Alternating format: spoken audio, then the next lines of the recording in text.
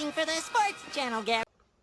Alrighty, well, we have a super important SPY technical analysis to go over this weekend. So, we're going to be going over the scenarios and levels to watch for the short term, medium term, and long term for the SPY. So, the SPY is the number one proxy for the market. If it's chugging up and going up, most of your stocks are going to be going up or at least be having their own patterns. If the SPY is dying, correlations will start syncing up and all our favorite stocks will also be selling off and being correlated with it. They're going to drop when SPY drops. When SPY has a red candle, they're going to have a red candle. So for the short term, we're going to be looking at the hour chart. And basically, we're going to be looking for hourly closes at key levels. So for the bearish case, if SPY is hourly below 333, I'm going to be looking to short SPY for a move down to 327, 325, 323, and the 320 area. Watch it targeting those levels. So the reason I'll be shorting is because we got a bear flag, so we have a nice move down and then a sideways consolidation. And usually what that means is as long as we're within this channel below 340 and especially below 333, we're probably going to see a continuation move downward. So that's what a kind of a bear flag looks like. It kind of looks like a little rhombus guy. So we'll be looking to short SPY underneath 333. And the reason we're targeting 327, 325, 323, and the 320 area is those are former breakout and breakdown areas. So if we look right here, we had a tough time getting through there. That's about 327. 323 is kind of that area. So we're going to be targeting these levels and looking for potential bounces on SPY at those levels in the short term. So that's Monday through Wednesday. So that's on the bear side. On the bullish side, we might actually be going up because we had a nice strong close. The reason I have these moving averages up is we bounced right off the 331 moving average, and that was the 50 period moving average. So that's that just averages out the price of SPY. Notice how it tends to be support and bullish when it's above it. So we're still above it. So we're actually still pretty bullish until and unless that 333 goes, and certainly Friday's low at 331. If that goes, we're going to see more downside. But for the bullish case, if we get hourly, certainly above 337, and if you want a little bit, 337, that was even the high of Friday. So hourly above 337, if we go to our hour chart, then we could see a move up to 340. It'll probably likely want to test 340. So watch out for resistance at 340. If we can start closing hourly above 340, watch out for these moving averages. As they curl down, it tends to be resistance over time. So watch the 342, 343 area if we're bullish. And then if we can get above 343, watch out for 345, 349, and 351. So just mark those levels on your chart. Watch how SPY reacts at those levels. If it gets a sharp red candle, watch out. We could be seeing a little bit more downside. If it just has a mini red candle and then starts going sideways, watch out for a continuation to the upside. So that's the short term. For the medium term, we're looking for hourly below 320. And so that represents kind of this area right about here. Hourly below 320. And that would be bad for the market. And so if we could start getting hourly below 320, let's say we break it, back test, can't get above 320, watch out for something like 315. That's kind of this little former breakout area. So 315, and then watch out for this 180-day moving average. That tends to be support, especially on the higher time frames. We do have the oscillator moving down, so we just had a momentum cross from positive to negative. So watch to see if this starts really selling off and going vertically downward. And if that's the case, then the selling will accelerate. If we can start really basing out at these levels about 320, 325, 327, then we might see a curl.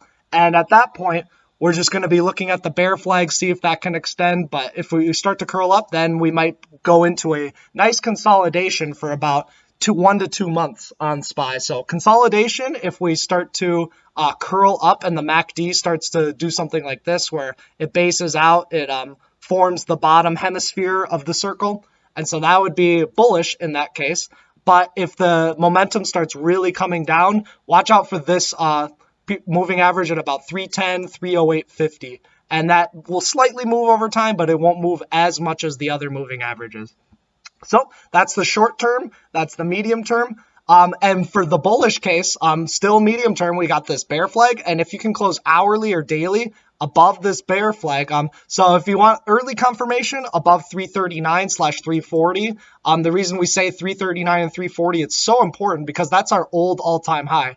And that's such an important level because we had a really sharp sell-off from that level. We put in a bear flag, and then we dropped from there. So that was a really major sell-off based on that 340 area. So if we can get hourly or daily back above that, the uptrend could be, we could see new all-time highs. We might have to put in a lower high and then a higher low. So watch out for something like this, lower high, somewhere around the 351 area. Maybe we put in a higher low right back at 345 or 340, and then we can maybe see all-time highs. But that's less likely, especially with the elections coming up. There's probably an incentive to, quote-unquote, save the market. So the market might throw a little fit and try to sell off, and whoever's going to be the next president is going to be like, wow, I got to save all these 401ks. So we gotta pump up that market. So I doubt that we'll see all-time highs, but it's always a possibility. What is likely is if we're above 340, what is likely is consolidation. So we're just expect a really long zigzag pattern,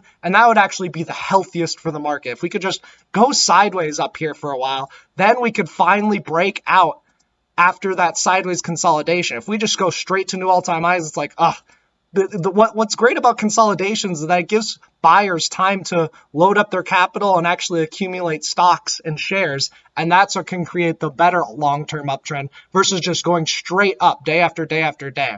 So that's kind of the short term and the medium term, and then in the long term, this is just nothing but a blip in the radar, nothing but a buying opportunity. If we go to the max chart, just these two little candles were the virus crash.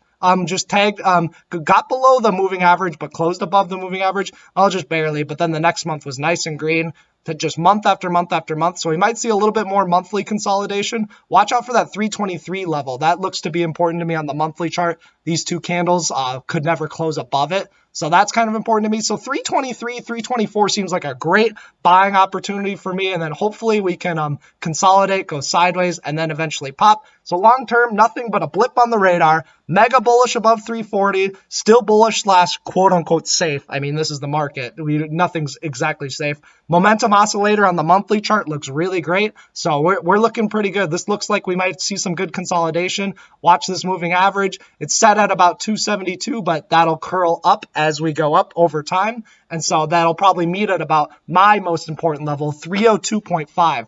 That was the most tested all-time high earlier before we broke out to 340. And that's where we started getting really parabolic and extended. But back at 302.5, we're a little bit more reverted to the mean. So every day we're above 302.5, long-term, 5, 10, 20 years, I think we're good. If we start closing daily below 302.5 or 300, then we'll talk about a potential crash scenario, which crashes also are not to be scared of, especially the younger you are. Maybe if you're closer to retirement, be careful for that. But if hourly below 300, I mean, watch out for 180, 182. We'll talk about that as we get there. We're all the way up here at 334. So hopefully you got those levels down. Hopefully you kind of learned something new, got those scenarios down.